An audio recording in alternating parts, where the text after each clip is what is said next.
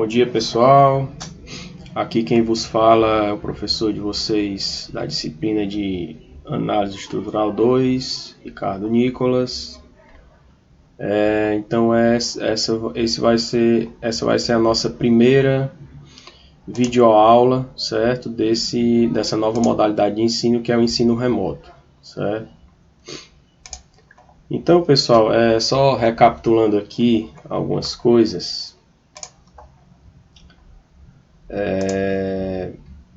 A aula de hoje, o que é que nós vamos fazer na aula de hoje? A aula de hoje eu vou mostrar para vocês a resolução passo a passo, certo? Do nosso exemplo 3 que eu passei para vocês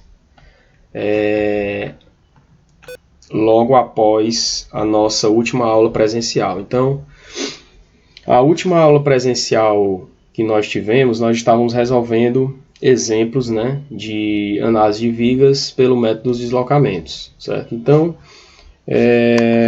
com esse problema dessa pandemia, né, nossas aulas presenciais e nosso calendário foi suspenso, certo? Então, o que foi que aconteceu? Então, na semana seguinte, eu pedi para vocês mandarem para mim a resolução do exemplo número 3 dos nossos slides, certo? Então, praticamente todo mundo fez esse exemplo, todo mundo já me enviou, certo? Então, a ideia da aula de hoje é resolver esse exemplinho que vocês já fizeram, certo? Passo a passo, resolver ele passo a passo.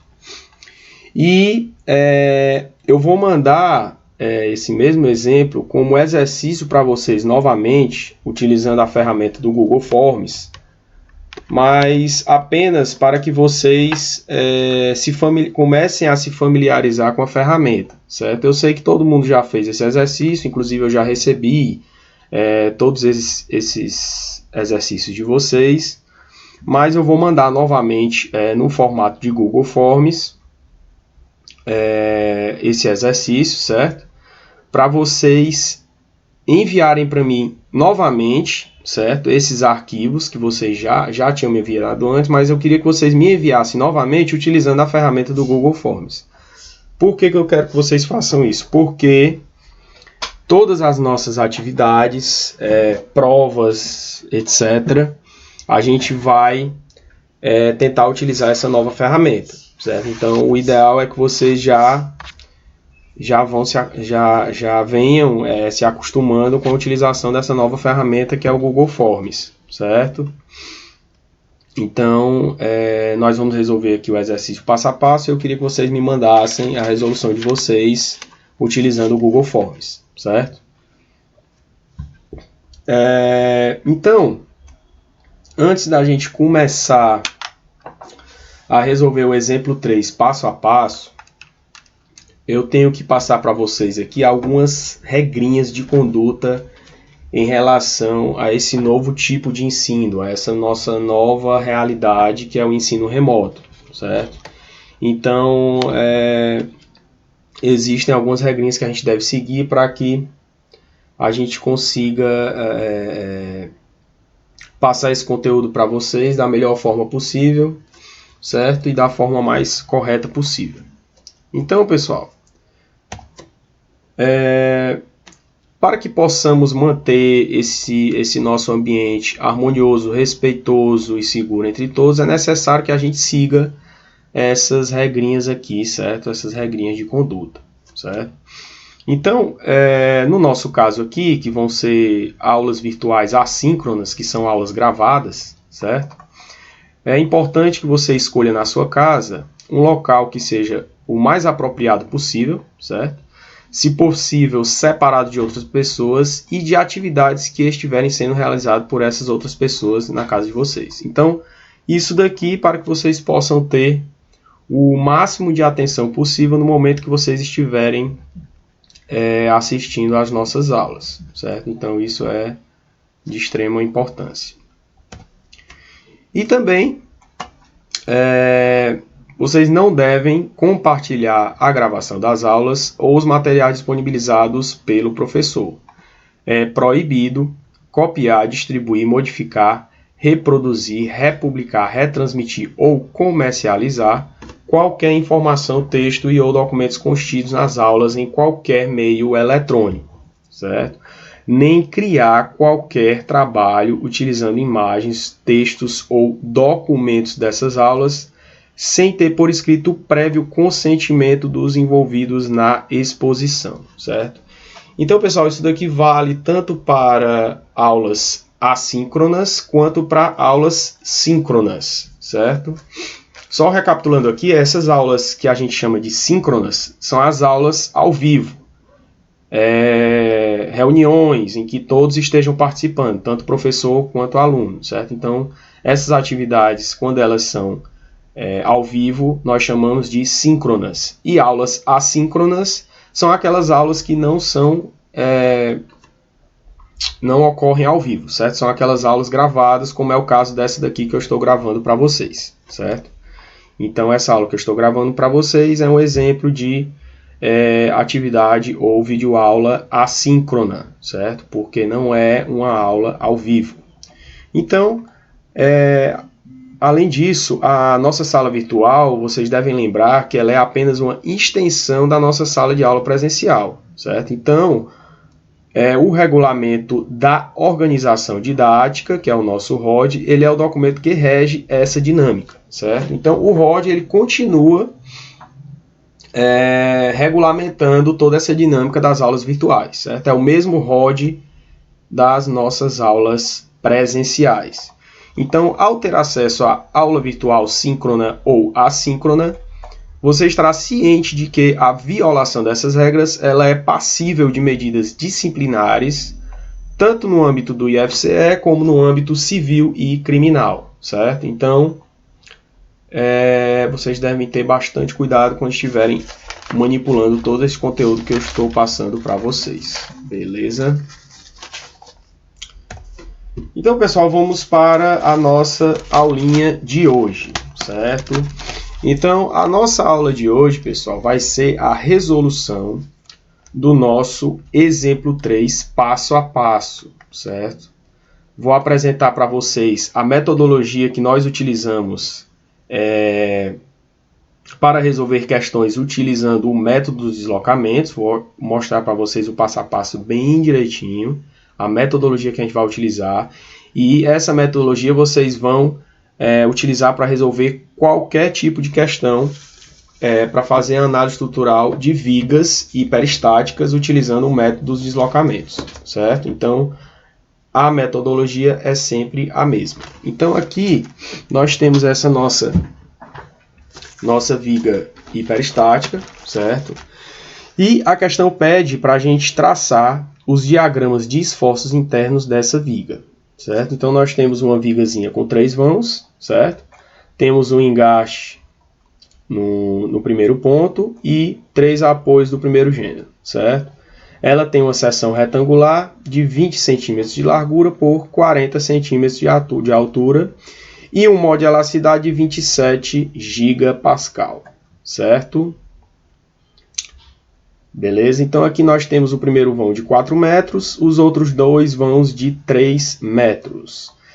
E uma carga distribuída de 40 kN por metro, certo? Então essa é a nossa questão. Então, esse vai ser o estilo de questão que vocês vão encontrar também na nossa prova, certo? Então, exercícios, trabalhos e prova vão ser passados para vocês nesse mesmo estilozinho aqui, beleza?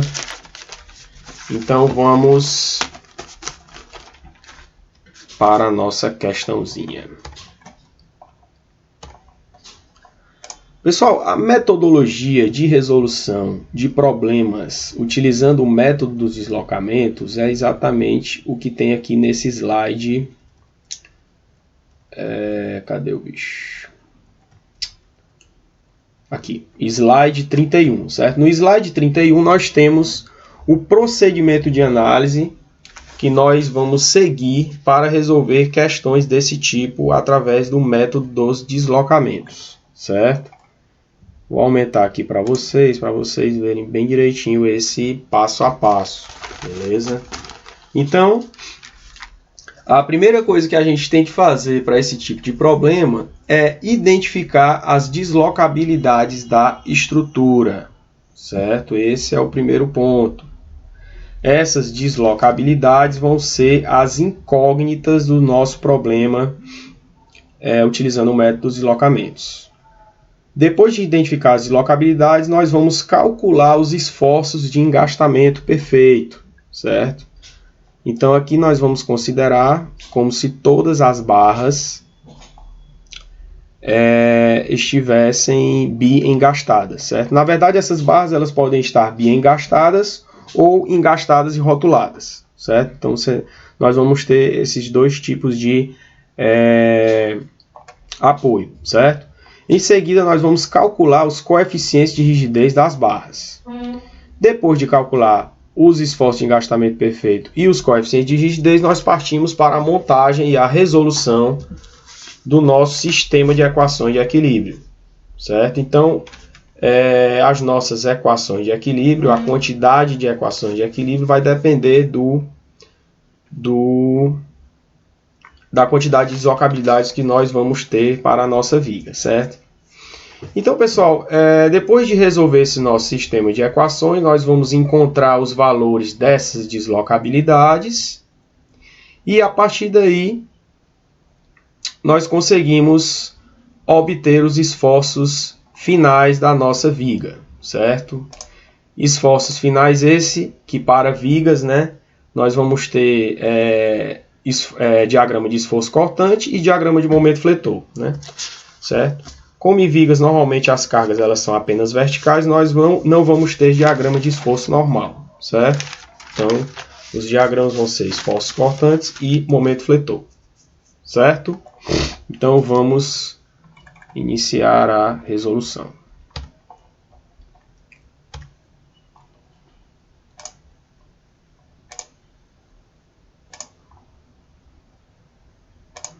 Certo? Então, vamos lá. Então, pessoal, a resolução da nossa questãozinha está aqui, certo? Do lado esquerdo.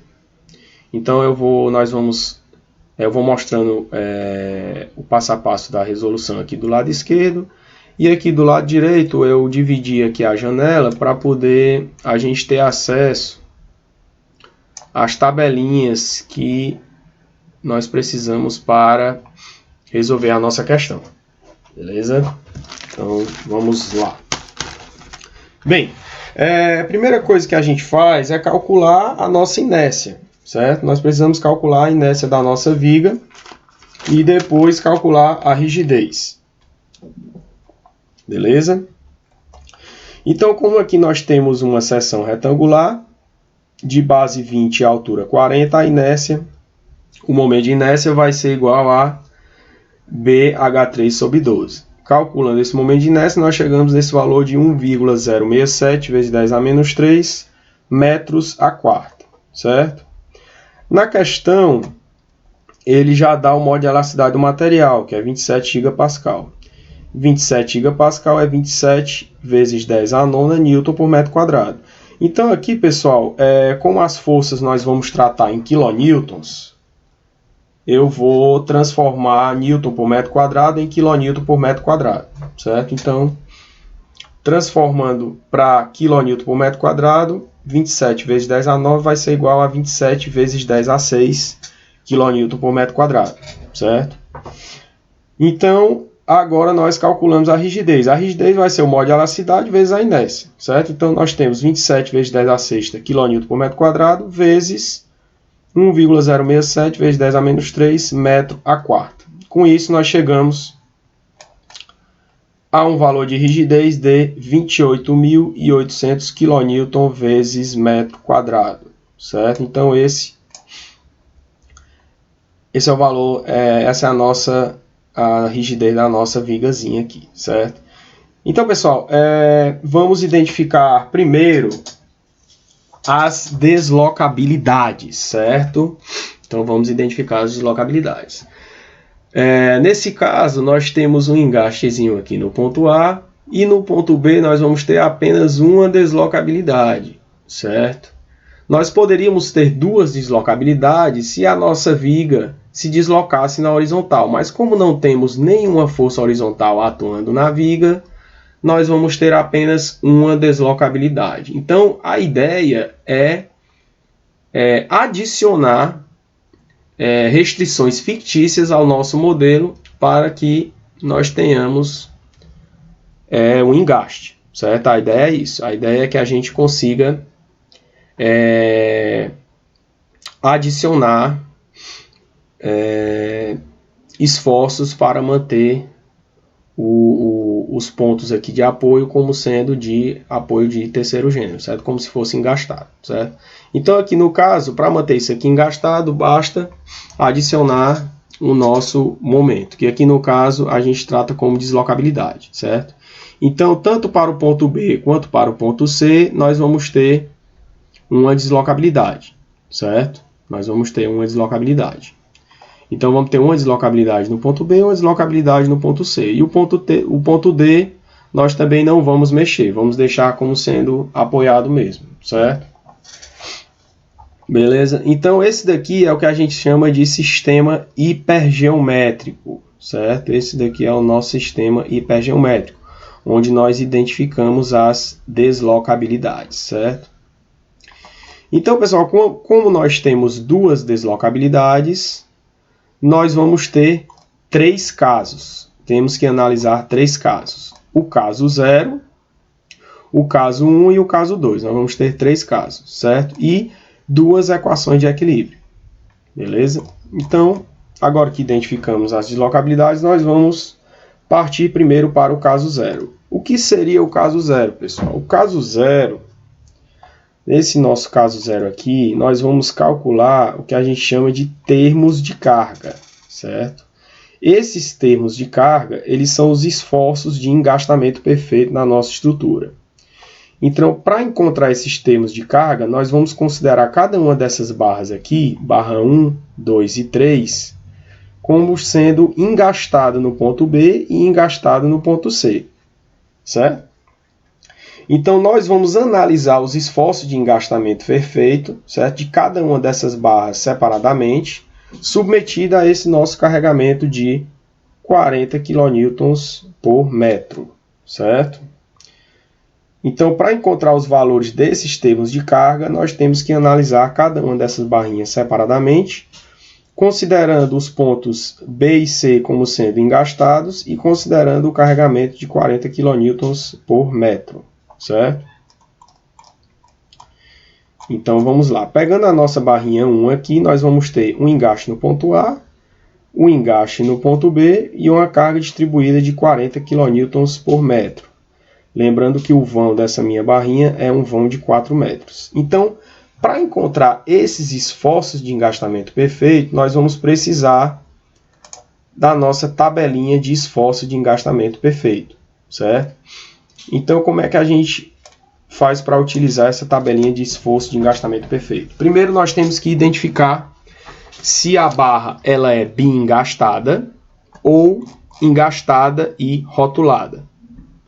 No caso da nossa barra 1, ela é bi-engastada. Então, nós vamos utilizar essa tabela 1 aqui, certo? Em seguida, a gente vai analisar que tipo de carregamento nós temos aqui nessa barrinha. No caso dessa nossa barra 1, nós vamos ter uma carga distribuída, pezinho, igual a 40 kN por metro. Então, sabendo disso, automaticamente nós encontramos cada um desses esforços de engastamento perfeito. Então, aqui do lado direito, nós vamos ter um momento nessa direção que vale menos PL ao quadrado sobre 12, que é o nosso MB, e um momento nesse ponto A igual a PL ao quadrado sobre 12, que vai ser igual a 53,33 kN vezes metro, certo? Então, nós vamos ter um momento aqui no ponto B de menos 53,33 kN metro, e no ponto A, um momento de 53,33 kN, certo? Além desses dois momentos, nós vamos ter duas forças reativas, certo? Uma força reativa de PL sobre 2 que vai nos dar 80 kN, e outra força reativa de igual valor, PL sobre 2 de 80 kN, certo? Então, esses são os esforços de engastamento perfeito da nossa barra 1 para o caso 0, para o caso 0, certo? Então, nós vamos precisar desses valores aqui para encontrar os nossos termos de carga, beleza? Agora vamos para a próxima barrinha, barra 2. No caso da nossa barra 2, ela vai ser também uma barra bi-engastada, com um carregamento de 40 kN por metro, mas o vão agora é de 3 metros. O vão agora é de 3 metros. Então, para esse carregamento e para esse vão, nós vamos ter agora um momento no ponto C igual a menos PL2 sobre 12, que vai nos dar o valor de menos 30 kN vezes metro.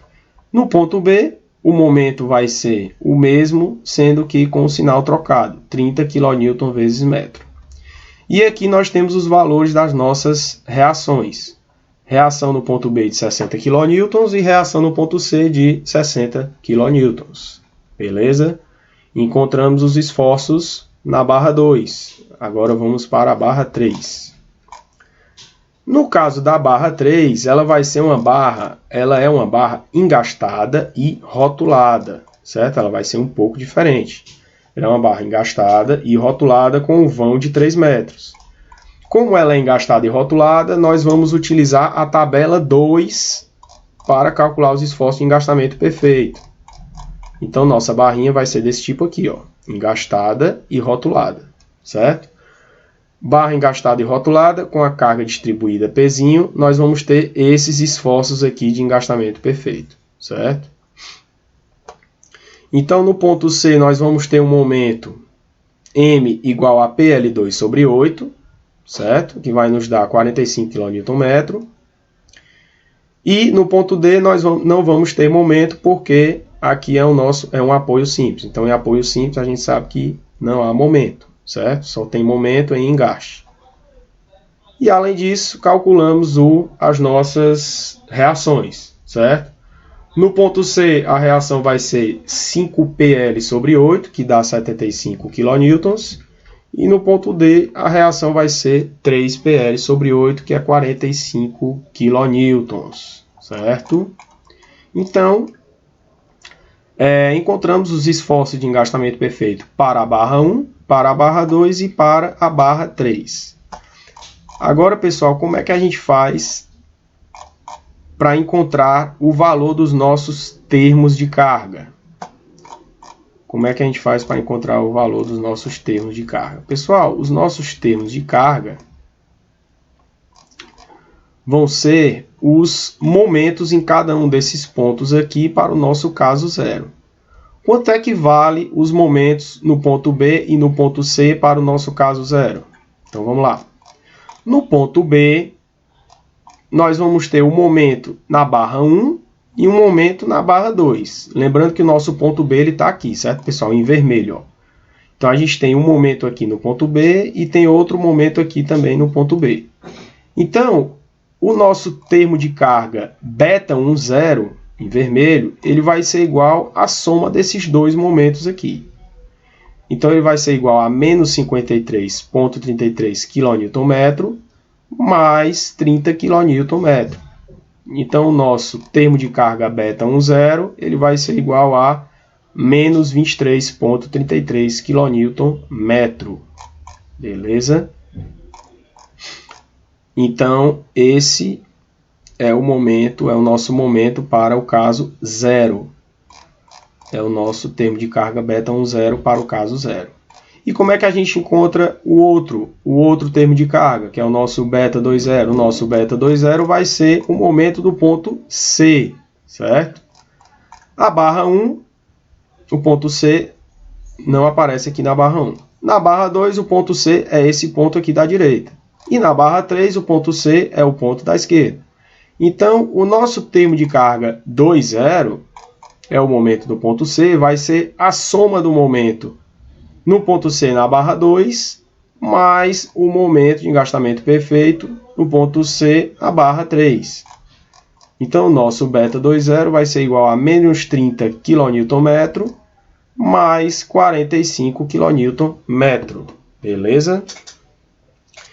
Então, com isso, a gente encontra o nosso beta 2.0, que vai ser igual a 15 kN, certo? Então, aqui nós temos o cálculo final dos nossos termos de carga que nós encontramos no nosso caso zero, certo? Beleza? Agora, nós vamos calcular o que a gente chama de coeficientes de rigidez, certo? Agora vamos calcular os coeficientes de rigidez. Como é que a gente faz para encontrar esses coeficientes de rigidez? Então, para os coeficientes de rigidez, nós vamos para os casos seguintes, né? Vamos para o caso 1 e para o caso 2, certo? No caso 1, o que é que a gente faz? Como é que a gente faz para encontrar esses coeficientes de rigidez? No caso 1, nós vamos aplicar uma rotação unitária no nosso ponto B, certo? A gente desconsidera o carregamento, aplica uma rotação unitária no ponto B, e calcula os coeficientes de rigidez da viga para essa rotação unitária. Beleza? Então vamos lá. Aplicando uma rotação unitária no ponto B, nós vamos ter esforços no ponto A, B e C, certo? Então nós vamos ter esforços apenas na barra 1 e na barra 2. Nós não vamos ter esforços na barra 3. Certo? Então, nós vamos calcular os coeficientes de rigidez para a barra 1 e para a barra 2, que são as barras que vão sofrer com relação a essa rotaçãozinha unitária aqui, certo? Agora, para encontrar os valores desses coeficientes de rigidez, nós vamos precisar de uma outra tabelinha, que não é essa daqui, certo? Nós vamos precisar dessa tabelinha aqui, certo? Dessa figurinha aqui que eu fiz para vocês, certo? Então aqui a gente tem os valores dos coeficientes de rigidez para uma barra bi-engastada e para a barra engastada e rotulada, certo? Então vamos analisar agora as barras uma por uma. Aplicando aqui a rotação unitária de 1 radiano no ponto B, vamos analisar a nossa barra 1. A nossa barra 1 ela é uma barra bi-engastada, essa daqui, certo? Com uma rotação unitária do lado direito. A gente pode perceber aqui que a rotação aplicada é do lado esquerdo. Então, as reações vão mudar em relação a essa rotação ser do lado direito, do lado esquerdo, certo? Se a gente tiver uma rotação do lado esquerdo, as reações aqui, ela vai ser para cima do lado esquerdo e vai ser para baixo do lado direito, certo? Então, para equilibrar essa rotação aqui, tem que ter uma força para baixo desse lado e aqui uma força para cima. Então, aqui no caso, essas forças aqui, elas vão estar atuando em sentidos contrários dessa daqui, certo? Então, aqui vai ser um pouco diferente, beleza?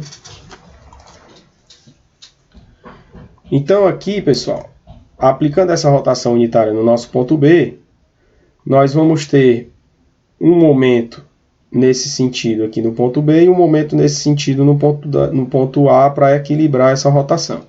E aqui nós vamos ter uma força para cima no ponto A e uma força para baixo no ponto B, certo? Beleza? E como é que a gente faz para calcular esses esforços aqui? Bem, o momento aqui no ponto B ele vai ser igual a 4EI sobre L, certo? Nesse sentido aqui, 4EI sobre L. Calculando aqui, nós vamos ter um valor de 28.800 kN por cada radiano de rotação. No ponto A, nós vamos ter um momento de 2EI sobre L. Exatamente a metade desse momento aqui. Então, vai ser, nesse caso, 14.400 kN vezes metro por radiano de rotação. E as reações aqui vão ser 6i sobre L ao quadrado. No ponto B a reação vai ser para baixo e no ponto A reação vai ser para cima, certo? E as duas vão ter um valor de 10.800 kN para cada radiano de rotação, certo? Então esses são os valores dos nossos esforços para o caso 1, que é o caso de rotação unitária no ponto B, para a barra 1, certo? Agora vamos para a barra 2. No caso da barra 2, como a rotação é no ponto B, nós vamos ter uma rotação do lado esquerdo, certo? Para essa rotação do lado esquerdo, como a barra 2 ela também é bi-engastada, nós vamos utilizar os mesmos valores que utilizamos para a barra 1, certo? Lembrando que na barra 1 o nosso vão é de 4 metros e na barra 2 o nosso vão é de 3 metros, certo? Então os valores vão ser diferentes por causa do nosso vão, certo? Então, do lado direito, onde não temos a rotação, o valor do momento é 2i sobre L, que dá 19.200 kN por radiano. E no lado esquerdo nós vamos ter 38.400 kN por radiano, 4i sobre L, certo? E com relação às reações, os valores das reações também vão ser 6i sobre L ao quadrado, que aqui no caso vai nos dar um valor de 19.200 kN por radiano de rotação, certo? Então com isso nós encontramos os valores dos esforços para o caso 1, aplicando uma rotação unitária no ponto B, para as barras 1 e para a barra 2. Beleza? Agora, como é que a gente faz para encontrar os nossos coeficientes de rigidez? Bem, nós vamos agora somar os valores desses esforços, certo? Para o nosso coeficiente de rigidez 1, para o nosso coeficiente de rigidez 1, quer dizer que é o coeficiente de rigidez 1 para o caso 1, nós vamos somar os esforços no ponto B. Nós vamos somar os esforços no ponto B. Então aqui o nosso K1 vai ser igual a 28.800 no ponto B da barra 1, mais 38.400 no ponto B da barra 2. Com isso nós temos um total de 67.200 kN vezes metro por radiano de rotação. Então esse é o nosso valor de coeficiente de rigidez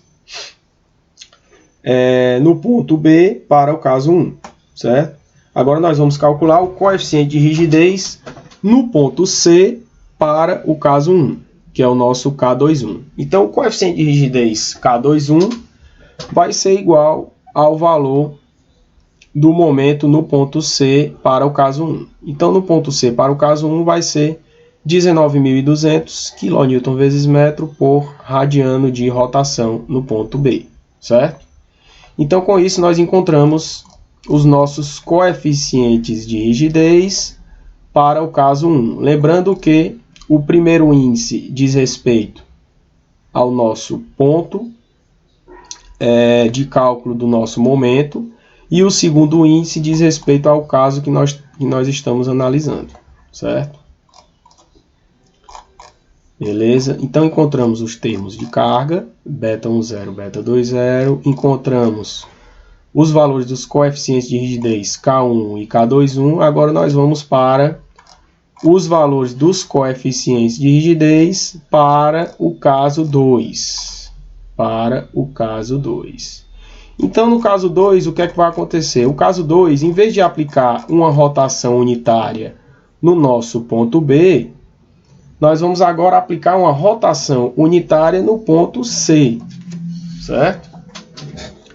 Então, como nós vamos aplicar uma rotação unitária no ponto C, a barra 1 ela não vai sofrer nenhum tipo de esforço, certo? Então, as únicas barras que vão sofrer esforços devido a essa rotação no ponto C vão ser as barras 2 e 3, beleza? Então, o caso 2, nós vamos analisar apenas a barra 2 e a barra 3, devido à rotação unitária de 1 radiano no nosso ponto C. Então vamos para o caso 2.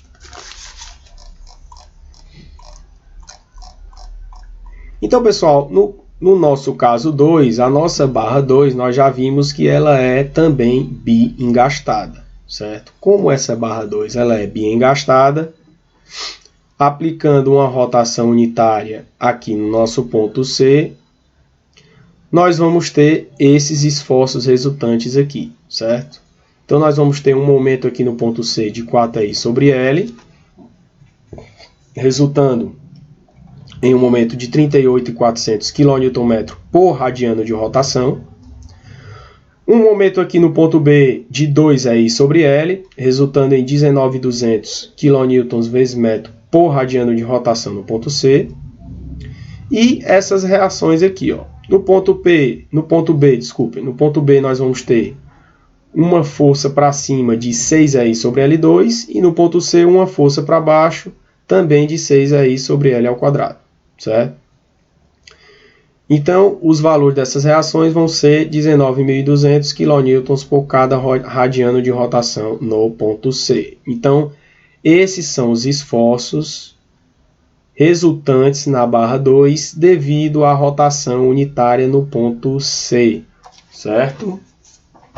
Agora nós vamos analisar a barra 3, certo? Lembrando que essa nossa barra 3 ela não é mais uma barra bi-engastada, certo? A barra 3 ela é uma barra engastada e rotulada. Então, os cálculos que fazemos aqui para esses esforços, nós vamos utilizar desse lado direito aqui, certo? Nós vamos utilizar as fórmulas desse lado direito, que é para a barra engastada e rotulada, certo? Então, pessoal, quando a gente aplica essa rotaçãozinha unitária no ponto C, os esforços resultantes vão ser esses esforços aqui, certo? Rotação unitária no ponto C, nós vamos ter esses esforços resultantes aqui. Então, nós vamos ter um momento aqui no ponto C de 3I sobre L, que vai dar um total de 28.800 kN por radiano. Vamos ter uma reação aqui no ponto C para cima de 3I sobre L ao quadrado, igual a 9.600 kN por radiano de rotação.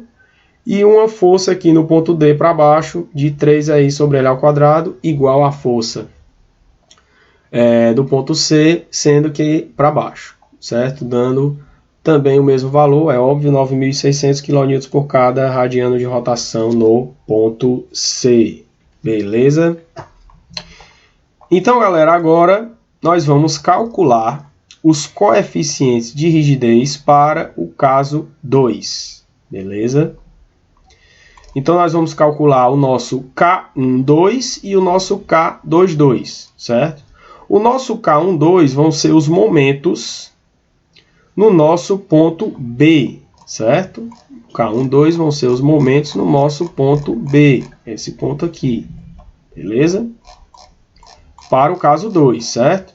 Então, soma dos momentos no ponto B para o caso 2, nós vamos ter apenas esse momento aqui, certo? Que vale 19.200 kN por radiano de rotação. O nosso coeficiente de rigidez 2,2, ele é o momento no ponto C para o caso 2. Então, o momento no ponto C para o caso 2, nós vamos ter esse valor aqui de 38.400 mais 28.800 da barra 3. Então, nós vamos somar 38.400 kN por radiano da barra 2 mais 28.800 kN por radiano da barra 3, chegando num total de 67.200 kN por radiano. Beleza? Então, com isso, nós encontramos os coeficientes de rigidez para o caso 2, certo? Então, pessoal, nós já calculamos os termos de carga e os coeficientes de rigidez para o caso 1, que é o K1 e K21, e os coeficientes de rigidez para o caso 2, que é o K12 e o K22. Agora nós simplesmente montamos aqui o nosso sistema de equações de equilíbrio para encontrarmos os valores das deslocabilidades D1 e D2, que é o que a gente quer, certo? Então, essa equação de equilíbrio que a gente está montando aqui, pessoal, é seguindo o princípio da superposição dos efeitos, certo? Então, seguindo a superposição dos efeitos, nós montamos esse nosso sistema de equações de equilíbrio aqui, certo? Então, a primeira equação vai ser beta 10, termo de carga beta 10 mais coeficiente de rigidez K1 vezes deslocabilidade D1, mais coeficiente de rigidez K12 vezes deslocabilidade 2 igual a 0. A outra equação, termo de carga beta 20 mais coeficiente de rigidez K21 vezes deslocabilidade D1, mais coeficiente de rigidez K22 vezes deslocabilidade D2 igual a 0. Agora, substituindo os valores que nós já calculamos aqui nas equações, nós vamos ter isso daqui, ó. Menos 23,33 kN mais 67.200 kN por radiano vezes D1, mais 19.200 kN por radiano vezes D2 igual a 0. E a equação de baixo, 15 kN mais 19.200 kN dividido por radiano vezes D1, mais 67.200 kN dividido por radiano vezes D2, igual a 0. Então, o que foi que eu fiz para resolver esse sisteminha aqui? A segunda equação, eu multipliquei por menos 3,5. Multiplicando a segunda equação por menos 3,5, nós temos menos 52,5 kN, menos 67.200 kN vezes metro dividido por radiano vezes D1, menos 235.200 kN por radiano vezes D2. Por que eu multipliquei por menos 3,5?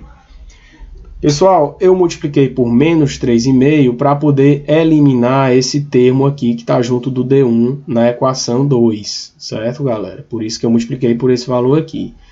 Eu multipliquei por esse valor para que esse termo aqui ficasse igual a esse termo da equação 1 com sinal trocado, certo? Para depois fazer o somatório. Então, fazendo o somatório dessa nova equação 2 com essa equação 1, nós já eliminamos esse termo aqui, certo? Então, ficamos com isso daqui, ó. Menos 23,33 menos 52,5 fica menos 75,83 kN.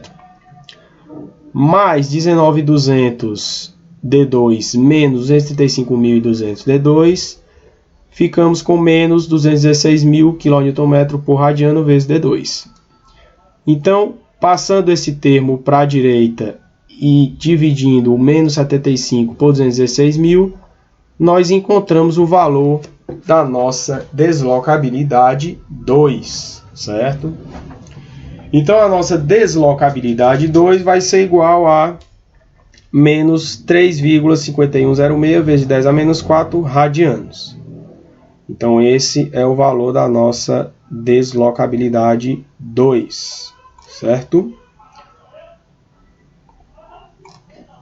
Com o valor da nossa deslocabilidade 2, nós conseguimos encontrar o valor da deslocabilidade 1 simplesmente substituindo esse valor na primeira equação, certo? Pegando a primeira equação aqui, nós temos menos 23,33 kN mais 67.200 kN por radiano vezes D1 mais 19.200 kN por radiano vezes D2, que é menos 3,5106 vezes 10 a menos 4 radianos igual a 0. Então, resolvendo essa equaçãozinha aqui, nós encontramos o valor da deslocabilidade 1, certo? Então, essa nossa deslocabilidade 1 ela vai ser igual a 4,4748 vezes 10 a menos 4 radianos. Beleza? Então, pessoal, o que é que a gente vai fazer agora? Encontramos os valores das deslocabilidades no ponto B e no ponto C. E agora nós vamos calcular os valores das reações, certo? Vamos calcular os valores das reações para que a gente consiga traçar os diagramas de esforços internos. Então, para traçar os diagramas de esforços internos, nós precisamos encontrar primeiro os valores das reações, certo? Então, vamos lá. O valor da nossa reação no ponto A, o valor da nossa reação no ponto A, que é esse ponto aqui, ele vai ser igual ao valor da reação no ponto A para o caso 0, mais o valor da reação no ponto A para o caso 1 vezes D1, mais o valor da reação no ponto A para o caso 2 vezes D2, certo? Então, nós vamos ficar com isso daqui, ó. O valor da reação no ponto A vai ser igual ao valor da reação no ponto A no caso 0, mais o valor da reação no ponto A no caso 1 vezes D1, mais o valor da reação no ponto A no caso 2 vezes D2. Beleza? Então, vamos lá. O valor da reação no ponto A vai ser igual ao valor da reação no ponto A no caso 0, que vai valer quanto? Ponto A, tá aqui o ponto A, então o valor da reação a gente calculou aqui, ó, 80 kN. 80 kN, certo? Mais o valor da reação no ponto A para o caso 1. Então, vamos lá. No caso 1, o valor da reação no ponto A para o caso 1 vai ser quanto? Vai ser 10.800 kN por radiano. Então, vamos para cá. 10.800 kN por radiano vezes o valor do D1. D1 está aqui, ó. 4,4748 vezes 10 a menos 4 radianos. Mais o valor da reação no ponto A para o caso 2. Para o caso 2, nós não temos nenhuma reação no ponto A, certo? Porque aqui no caso 2 nós aplicamos uma rotação no ponto C. E essa rotação no ponto C não vai gerar nenhum esforço no nosso ponto A. Por isso que o nosso R2A vai ser igual a 0, certo? Então, somando 80 com mais 10.800 vezes o valor de D1, nós vamos ter o valor da reação no ponto A. Então, esse é o valor da nossa reação no ponto A. Então, para os valores das reações dos outros pontos, nós vamos fazer a mesmíssima coisa, certo? Vamos utilizar o princípio da superposição dos efeitos para encontrar o valor da reação real da nossa estrutura em cada um dos pontos. Então, para o ponto B, nós vamos fazer a mesmíssima coisa. O valor da reação no ponto B vai ser igual a o valor da reação no ponto B para o caso 0, mais o valor da reação no ponto B para o caso 1 vezes D1, mais o valor da reação no ponto B para o caso 2 vezes D2. Então, vamos lá. Quanto é que vale a reação no ponto B para o caso 0? Vamos para cá. Caso 0. Então, aqui, pessoal, tem um detalhe importante, certo? Aqui no caso 0, nós vamos ter uma reação no ponto B para a barra 1 e uma reação no ponto B para a barra 2, certo? Então, nós vamos ter que somar esses valores aqui, ó. Então, para o caso 0, o valor da reação no ponto B vai ser 80 mais 60. Isso dá um total de 140. Então, aqui nós vamos ter 140 kN. Mais o valor da reação no ponto B para o caso 1, que vai ser quanto? Caso 1, valor da reação no ponto B, nós vamos ter menos 10.800, menos porque é para baixo, 10.800, mais 19.200. Menos 10.800, mais 19.200. Então, isso daqui vai dar um total de quanto? 19.200 menos 10.800. Quanto é que dá? Dá 8.400. Então vai ser mais 8.400 kN por radiano vezes o D1, que é 4,4748 vezes 10 a menos 4 radianos. Mais o valor da nossa reação no ponto B para o caso 2. Vamos lá. Caso 2 é esse aqui. O valor da reação no ponto B vai ser mais 19.200. Então vai ser aqui, então nós vamos ter mais 19.200 vezes D2. Aqui no caso, o nosso D2, vamos lembrar que aqui é negativo. Não esqueçam dos sinais, certo? D2 é negativo. D2 é menos 3,5106 vezes 10 a menos 4 radianos. Então, com isso, nós encontramos o valor da reação no ponto B, que é igual a 137,02 kN. Então, para o ponto C, nós vamos fazer a mesmíssima coisa. O valor da reação no ponto C vai ser igual ao valor da reação no ponto C no caso 0, mais o valor da reação no ponto C no caso 1 vezes D1, mais o valor da reação no ponto C no caso 2 vezes D2. Então, vamos para o caso 0. Ponto C, caso 0. Caso 0. O valor da reação no ponto C vai ser, na barra 2, 60, mais 75 da barra 3.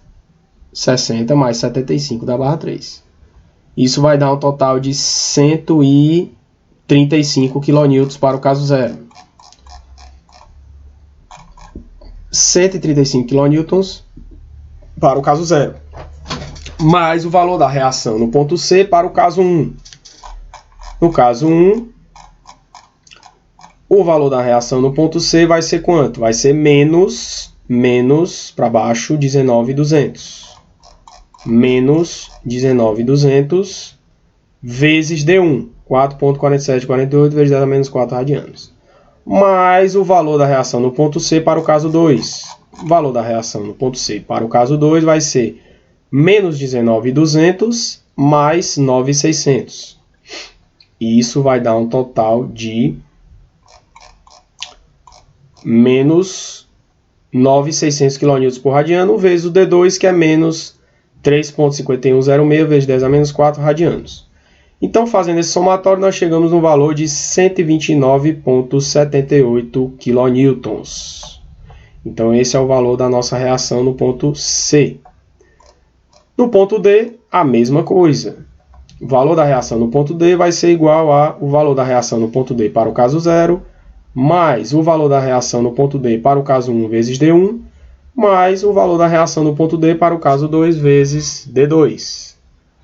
O valor da reação no ponto D para o caso 0 vale quanto? Vale 45 kN. Então, nós temos 45 kN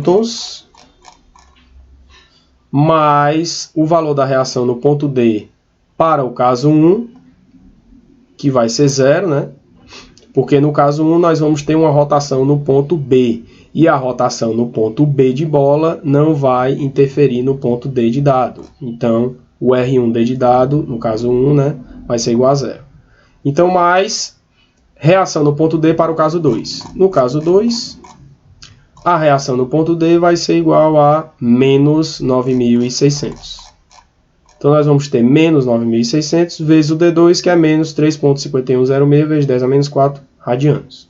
Somando isso aqui, a gente chega num total de 48,37 kN, certo? Então, já encontramos as reações em A, B, C e D, certo? Encontramos aqui as reações em A, B, C, D. Então, nós já encontramos a reação aqui, as forças verticais reativas em A, em B, em C e em D. O que é que está faltando aqui, pessoal? Aqui, como a gente tem um apoio do terceiro gênero, que é o engaste, obrigatoriamente nós deveríamos ter aqui 3 reações. Nós já calculamos uma das reações, que é a força vertical. Está faltando a horizontal e um momento. Aqui nesse caso, a nossa força horizontal vai ser igual a 0, porque nós não temos nenhuma força externa horizontal sendo aplicada na nossa viga. Então, está faltando apenas o valor do momento em A. Como é que a gente encontra o valor do momento em A? Da mesma forma que encontramos os valores das reações verticais. Da mesma forma. O nosso momento em A vai ser igual ao momento em A no caso 0, mais o momento em A no caso 1 vezes D1, mais o momento em A no caso 2 vezes D2. Então vamos lá. Momento em A no caso 0 vai ser quanto? Caso 0, momento em A vai ser menos 53,33. Por que é menos, pessoal? Pela nossa convenção de momentos, certo? De acordo com a nossa convenção de momentos, só lembrando aqui, peraí, deixa eu ver como é que eu faço. Eu vou abrir um Paint aqui, só para vocês lembrarem aqui da nossa convenção de momentos, certo? Rapidinho aqui.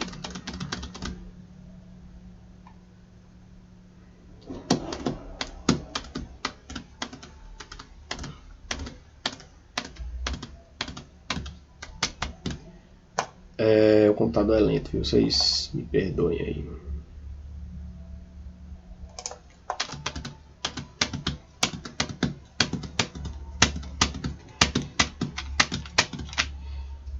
Vou abrir o Paint aqui, só para lembrar para vocês a questão da convenção dos momentos. Na verdade, eu vou falar logo da convenção de todos os esforços logo, certo? Então, vamos lá. Então, pessoal, só lembrando da convenção dos esforços, nós vamos ter o seguinte, certo? Ferramentas de imagem. Pessoal, esforços normais.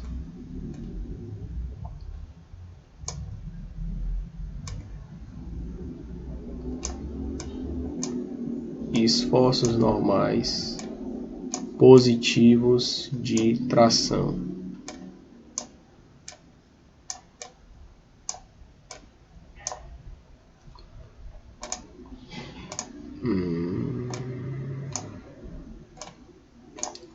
Certo? Esforços normais positivos de tração. Esforços cortantes.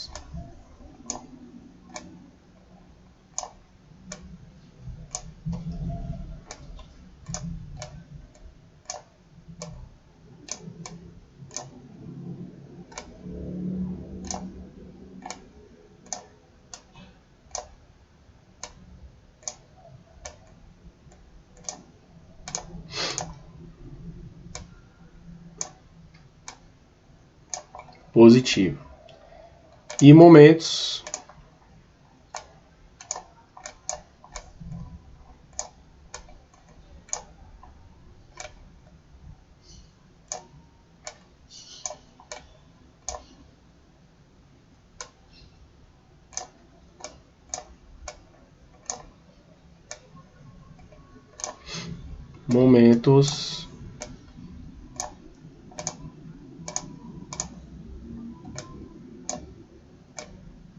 positivo, certo? Então, se a gente olhar para cá, pessoal, esse momento de 53,33, ele está nesse sentido aqui anti-horário. Como ele está no sentido anti-horário do lado esquerdo, ele vai ser negativo. Porque ele seria positivo do lado esquerdo se o sentido dele fosse horário. Como o sentido dele é o contrário desse daqui da convenção, então o sinal vai ser negativo. Certo? Só para explicar isso aqui para vocês. Beleza? Vou até deixar aberto aqui. Certo? Então, nós vamos ter um momento no ponto A para o caso 0 igual a menos 53,33 kN/m. Mais momento em A para o caso 1 vezes D1. Quanto é que é o momento em A para o caso 1? Momento em A para o caso 1 vai ser quanto? Vai ser menos 14.400. Também sentido anti-horário. Negativo, lado esquerdo, menos 14.400. menos 14.400 kN vezes radiano, kN vezes metro por radiano de rotação, vezes D1. D1 é 4.4748 vezes 10 a menos 4 radianos. E o momento em A para o caso 2. Para o caso 2, pessoal, a rotação no ponto C não vai gerar momento no nosso ponto A. Então, para o caso 2, o nosso momento em A para o caso 2 é 0, certo? Então, calculando isso aqui, nós chegamos no momento em A igual a menos 59,78 kN/metro. Então, essa é a nossa reação de momento no ponto A. Então, calculamos todas as reações. Desenhando aqui novamente a nossa viga e aplicando todas essas reações calculadas, nós podemos traçar o diagrama de esforço cortante, o diagrama de momento fletor e o diagrama de esforço normal, que nesse caso não tem, porque não temos nenhuma força horizontal sendo aplicada na nossa viga, certo? Então, pessoal, o diagrama de esforço cortante fica muito fácil, né? O diagrama de esforço cortante fica fácil. Então, no ponto A, nós vamos ter uma força aqui de 84,83 para cima, certo? Como nós vamos ter uma carga distribuída, o diagrama de esforço cortante ele vai ser linear. Então, no ponto B vai ser igual a 84,83 menos 40 vezes 4. Então, 84,83 menos 160, nós vamos ter um cortante de menos 75,17, certo? Mais 137,02, que é a reação em B. Esse menos 75 vai para 61,85. De novo, 61,85 menos 40 vezes 3, que é menos 120. Nós vamos para um valor de menos 58,15 no ponto C. Menos 58,15 mais 129,78. Nós temos um cortante de 71,63. 71,63 menos 40 vezes 3, que é 120. 71,63 menos 120, o nosso cortante vai para menos 48,87 no ponto D. E aqui no ponto D nós vamos ter uma reação de 48,87 que vai fazer com que a gente zere aqui o nosso diagrama, certo? Então esse é o diagrama do esforço cortante para a nossa viga. Como foi que eu encontrei esses valores aqui onde o cortante é 0? Como foi que eu encontrei esses valores aqui? Eu simplesmente peguei esse valor de 84,83 e disse que era igual a 40 vezes x. E esse x vai ser o ponto onde o nosso cortante vai ser zerado. Para achar esse ponto de cortante zero, simplesmente divido o valor de 84,83 pelo valor da carga distribuída para encontrar o valor onde esse cortante vai zerar. E eu fiz isso para as outras duas barras também, certo? Então o cortante vai zerar em 2,12 metros na primeira barra. Na segunda barra, o cortante vai gerar a 1,55 metros na segunda barra. Lembrando que essas distâncias aqui é do ponto A até aqui. Essa de 1,55 é do ponto B até aqui. E a de 1,79 é do ponto C até aqui, certo? Sempre da esquerda e da direita, partindo do início de cada uma das barras, certo? Então esses são os pontos em que eu vou ter valor de cortante igual a zero. E nós sabemos que os pontos onde nós temos valor de cortante igual a zero, nós vamos ter os nossos momentos máximos, certo? Então nesses pontos nós vamos ter os momentos máximos, certo? Então, pessoal, de posse das reações, de posse do diagrama de cortante, nós podemos nós podemos definir aqui, né, as equações de momentos para cada uma das nossas seções, certo?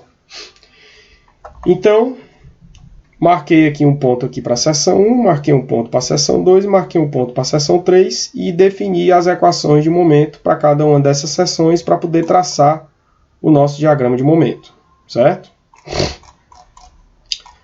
Então, no caso da seção 1, o nosso momento M1 vai ser igual a menos 59,78, certo? Momento negativo. mais 84,83 vezes x, menos 40, que é a carga distribuída, vezes x sobre 2, chegando a essa equaçãozinha aqui para a primeira barra. Então, para a primeira barra, essa é a nossa equação de momento.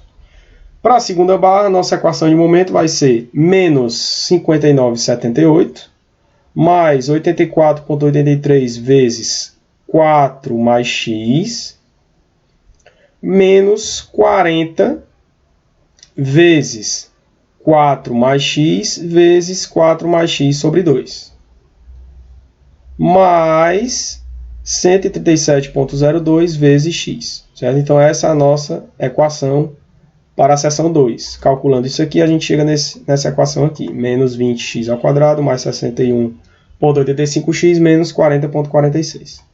E a equação de momento da seção 1 é menos 20x ao quadrado mais 84,33x menos 59,78. Certo? Para a seção 3, eu considerei o x da direita para a esquerda. Certo? Eu peguei o x da direita para a esquerda. Então, pegando da direita para a esquerda, nós temos... Peraí, deixa eu só ver aqui um negócio.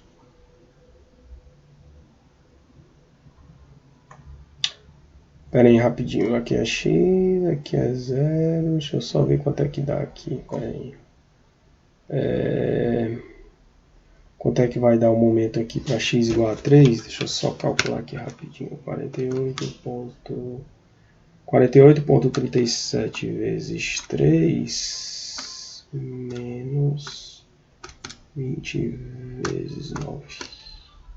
Menos 34,89. Pronto, é isso mesmo. Beleza. Então, para a nossa seção 3, a equação do momento vai ser igual a 48,37 vezes x menos 20 vezes x sobre 2. Desculpa. 40 vezes x sobre 2, que fica menos 20x ao quadrado. Então, com as três equações, a gente consegue facilmente traçar o nosso diagrama de momento fletor. Lembrando que, como toda a nossa viga tem uma carga distribuída, os nossos diagramas eles vão ser parabólicos, certo? Se fosse carga concentrada, os diagramas seriam linear, beleza? Então, disso vocês lembram, né? Então, nós vamos ter essa configuração aqui. Se a gente substituir os valores de x aqui em cada uma dessas equações de momento, nós vamos encontrar esses valores de momento no ponto B e no ponto C, certo? Momento no ponto A, se x for igual a 0, vai ser menos 59,78. No ponto B, se a gente substituir x na equação 1 por 4, nós encontramos um momento negativo de menos 40,44. No ponto C, se substituir na equação 2 x por 3, na equação 2, nós encontramos um valor de menos 34,89. E substituindo também o valor de x na equação 3 por 3, nós encontramos também o mesmo valor, certo? Beleza? E substituindo o valor de x na equação 2 por 0, nós também encontramos o valor do momento, certo? Que é menos 40,46. Aqui é só, essa diferença aqui, galera, é só questão de arredondamento, certo? Mas o valor do momento aqui é para ser exatamente igual a esse valor aqui da equação 2, certo? Que é quando x é igual a 0, beleza? Os valores dos momentos máximos, nós simplesmente substituímos esses valores de x aqui em cada uma das equações do momento para encontrar o valor do momento máximo. Se a gente substituir esse valor de x, 2,12 metros, na equação de momento 1, nós encontramos o valor do momento máximo na primeira barra, que é 30,17. Se substituir o valor de 1,55 metros na equação 2, o valor de x, nós encontramos o momento máximo na barra 2, que é 7,36. E no caso 3 também é a mesma coisa. Substituindo 1,79 metros na equação 3, no x, nós encontramos o valor do momento máximo para a terceira barra, que é 29,24 kN/metro, certo? Outro detalhe importante aqui, pessoal, que eu não fiz, mas aí fica como tarefa para vocês, é encontrar aqui os valores de momento fletor igual a 0, certo? Para encontrar os valores de momento fletor igual a zero para cada uma das barras, nós simplesmente igualamos cada uma dessas equações aqui igual a zero e vamos encontrar os valores das raízes dessas equações, certo? Então, se a gente pegar a equação do M1 e igualar a zero, nós vamos encontrar os valores das raízes dessa equação como sendo esses pontos aqui, que são os pontos de momento fletor zero. Na barra 2 é a mesma coisa. Pego a equação do momento 2, iguala a zero, encontro os valores das raízes de x, que vão ser esses pontos aqui, onde os momentos vão ser zero na barra 2. E na barra 3 a mesma coisa, certo? Igual essa equação a zero, nós vamos encontrar os valores de x aqui, que são as raízes dessa equação, certo? Para os momentos fletores iguais a zero. Então, pessoal, com isso a gente finaliza o nosso exemplo 3, certo? Então, esse é o estilo de questão que nós vamos ter para os nossos exercícios e para o trabalho de vocês, que eu estou pensando aqui como é que vai ser o trabalho de vocês, e para a nossa provinha, certo? Então, esse vai ser o estilo de questão que nós vamos ter, beleza? Então, pessoal, por hoje era só, certo? Era o que eu tinha para falar para vocês, hoje era isso. Se vocês tiverem alguma dúvida, vocês podem mandar e-mail para mim, ou podem falar comigo através do Google Classroom, certo? Então, eu vou passar, repetindo, né? Eu vou passar para vocês o Google Forms que eu fiz com esse exemplo aqui, certo? Só para vocês treinarem a utilização da ferramenta. E logo, logo também eu já vou passar para vocês o primeiro trabalho da disciplina, que eu não passei ainda para vocês, que vai valer nota na N1, certo? Então, o que eu tinha para falar hoje era isso. Espero que todas as etapas dessa questãozinha tenham ficado claro para vocês. Fiquem com Deus, galera. Tenham uma ótima tarde e até a próxima aula.